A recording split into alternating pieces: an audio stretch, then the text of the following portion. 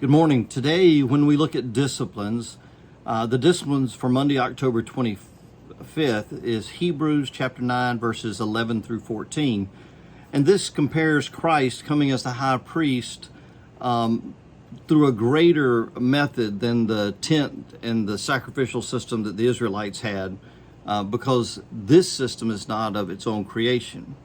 And it says that as Christ entered once and for all into the holy place, not with the blood of goats and calves, but with the blood of his own, thus he gave us eternal redemption. And it says, for the blood of goats and bulls with the sprinkling of the ashes of a heifer sanctifies those who have been defiled, so their flesh is purified. How much more will the blood of Christ, who through the eternal Spirit offered himself without blemish, purify our conscience from dead works to worship the living God? So I love this because I love talking about the ashes of the red heifer.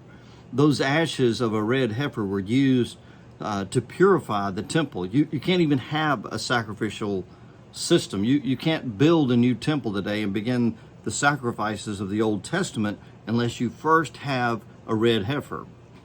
Because the ashes of that heifer are used to cleanse the water, which is then used to cleanse the temple.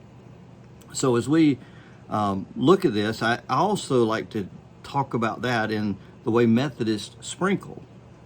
We sprinkle with water, and if you were purifying or cleansing something in the temple system, you would use the water that were in the vats that were sanctified with the ashes of the red heifer. So it's got a sprinkling, and baptism goes back to the Old Testament and was the most preferred way with this precious commodity.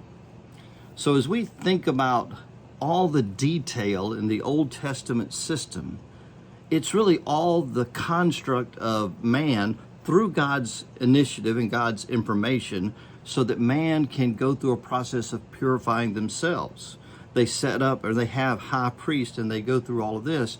But this tells us that Jesus is the high priest, and that he's not using the blood of goats, and he's not using the ashes of the red heifer, but he's giving of himself.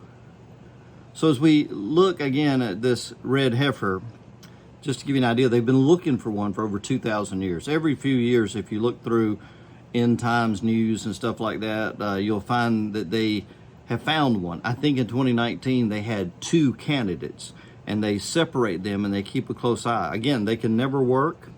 That's one of the qualifications. They have to have no blemish and no defect. They have to be perfect in their redness. 2 white hairs will disqualify them, and they even have to have red hooves.